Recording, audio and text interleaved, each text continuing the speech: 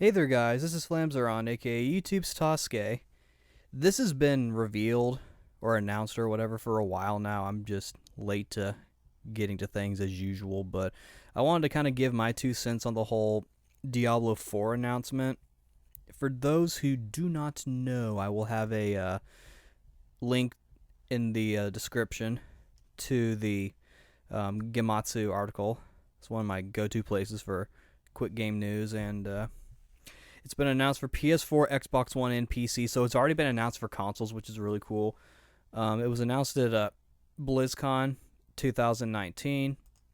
So, and no release date's been announced, but from the trailer, it looks like it's going to be a lot darker compared to Diablo 3, which that was my main exposure to the Diablo franchise. So quite frankly, I actually kind of liked the way it looked. A lot of people said it was too cartoony.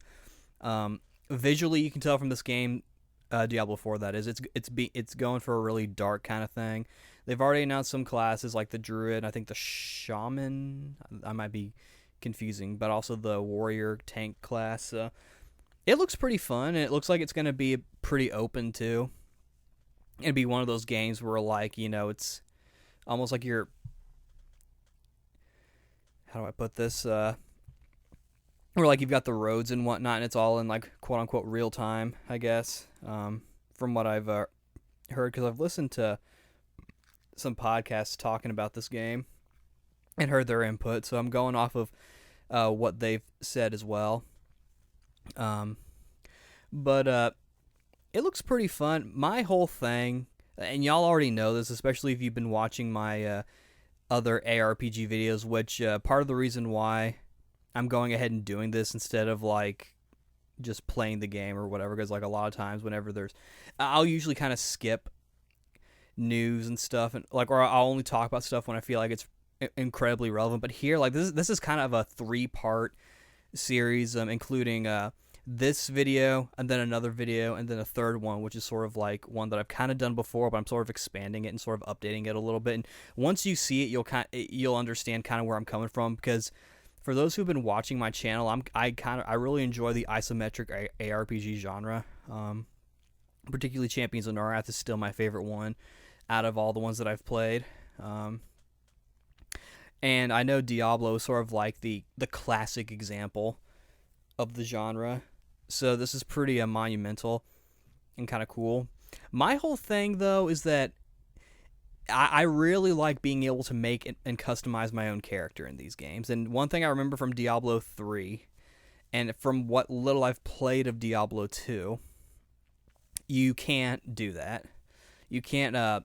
You can customize your character with the different equipment, and that's sort of the idea behind it. It's a loot-based game, and you're meant to kind of take advantage of your loot, whether that's equipping it or augmenting it or selling it. But for me, I really like being able to make my own character. That's sort of my thing. I guess that's sort of like my weird kind of quirk with these kind of games. And really, in these fantasy games, I really like being able to make my own character, particularly in Western fantasy games.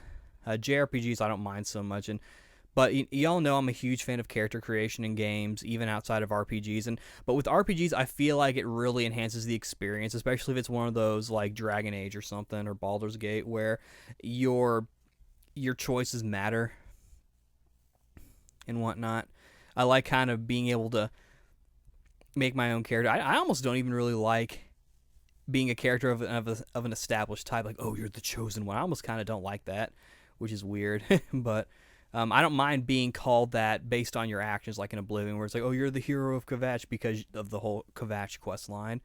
So that's probably my only hope with this game, and I know that's kind of not really the standard for Diablo, because I know it's one of those games where, like, it's more about you're playing a particular class and making it sort of tailored to your style versus playing a character, which I'm not a big fan of. I understand that, like, in games like Path of Exile and whatnot, where, like, you've got all these different play styles and whatnot, especially in these kind of games where it's multiplayer and sort of the focus is multiplayer. It's what you bring to the table versus who you are is a little bit more important. But honestly, I still am more of a character creation kind of guy, especially being a writer. I have plenty of characters that I like to make in games. I've sort of gotten into the whole getting artists to draw my characters thing because I've got a few artist friends that I've had draw characters. And I've really enjoyed that because that's something that I can really tailor to, especially if you have characters who are really specific. But I still like seeing them in video games as well because I feel like it kind of gives me a chance to sort of play with them a little bit and sort of figure things out about them that I may not necessarily know through the games.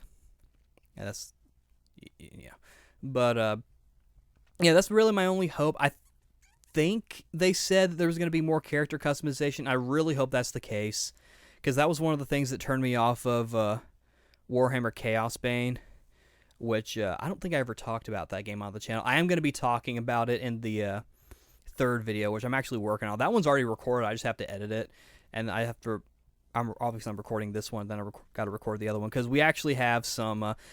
This one is probably the biggest one because I don't really talk too much about the ARPG scene. I'm not really an ARPG YouTuber. I think his name's Wolf Crier. He's the one that I've been who I recently started watching for like updates on these kind of things, and he gives like updates on different things. But for me, I'm not really a isometric ARPG YouTuber, like I said, though I do like the genre. I found that for my taste, it almost kind of the actual gameplay style itself is not as important as the presentation and the cosmetic options. Like, although Champions of Norath is one of my favorite games in the genre, The Elder Scrolls 4 Oblivion, and at the moment Dark Souls 2. That's kind of, I'm not sure yet. I have to wait for Elden Ring to come out whenever that does. Still waiting on that. But those games are kind of competing with Champions of Norath for favorite Western medieval RPG in the genre. So, but yeah, I just kind of wanted to give my 2 cents. Generally, I'm looking forward to this game, but again, I'm really hoping that them saying that there's going to be more customization options, they mean like make your own character, because that's sort of like a deal breaker for me. Even in Untold Legends, The Warrior's Code, which was the sequel to Untold Legends Brotherhood of the Blade, like, and even in that game too, like and of course in Champions of Norath, thinking about it, like the classes are race locked. And then, of course, in the second game, Return to Arms, the 2 new classes are gender locked. But, they still give you a decent amount of customization despite the limitations. And, of course, in Untold Legends, it's like, for the second game, aesthetically, they all look different. And then, of course, for the first game, it's like it's almost like they're filling, like, multiple different roles. How you look at it. So, kind of an interesting approach to things, I think. Whereas here, I'm pretty sure it's I think it's going to be gender locked. I'd have to look at the trailers again. But I remember that like it's only a handful of classes. I usually play I think it's the Crusader or the Paladin, whatever they're called.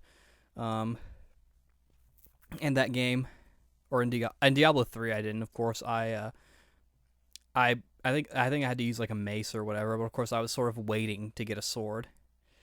But from when I played, I liked it. My only thing was I wanted more customization with the characters, because like there's like the armors and weapons and whatnot, but for me that's not really enough, especially if you want to kind of roleplay a little bit and play as a character who doesn't have a helmet, because I'm too cool for a helmet or whatever. But yeah, I'm interested in this game, but I'm gonna kind of wait and see how it turns out before I end up picking it up.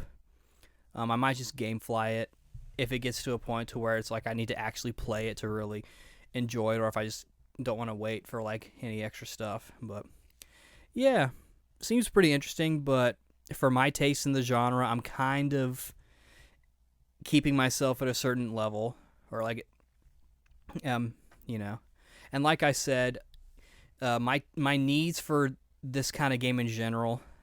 At this point, you could almost say this is more of like a dark fantasy game over just a medieval fantasy. Because, like I said, like my interest in the isometric ARPG genre kind of falls further down into my interest in the medieval fantasy Western RPG genre. And like I said, like Champions of Norath, at the moment Dark Souls 2, and Oblivion are like kind of competing with each other for my favorite game in the genre. So, maybe this one will be the one to overtake it. It seems like it's gonna cut. That's a big thing for me though. With these kind of games, I generally like the medieval Europe setting, and I do like having a little bit of variety. But I kind of like to sort of be in the general fantasy world, which is one of the reasons why I'm not too big into like Skyrim as much as I am Oblivion or some of these other games that like have like a specific style of where you're at, and like Bloodborne, for example. Of course, that one's almost like a different kind of ball game entirely, but yeah, it seems pretty interesting. Hopefully, we'll get more info on it and more stuff, but yeah, seems pretty all right. I'll at least give it a try regardless, and who knows, maybe I'll end up liking it despite it not having character customization, or if it does, I'll definitely put it under my radar even further and give it a try. So yeah, this is Flamzeron, aka Tasuke, signing out. See you later.